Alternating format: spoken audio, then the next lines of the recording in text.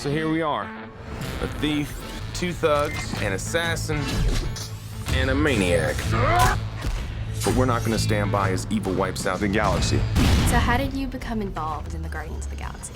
My agent called me, and he had just taken me on as a client, and he said, he built my hopes up really low.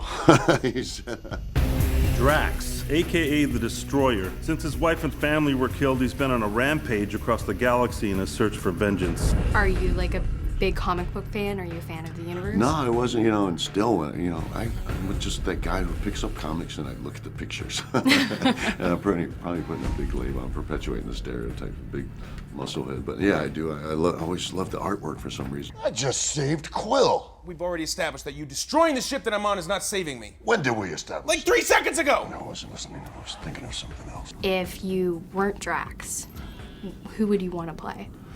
I'd want to play, and they haven't had any talks about a movie for him, but I'd want to play Submariner. Really? Yeah, I'd want to be Namor. Looked into him a little bit. And Any particular reason? I think when I was a little kid, I was always so fascinated by Aquaman for some reason. I loved Aquaman. I'm like the only kid who loved Aquaman when I was a little kid.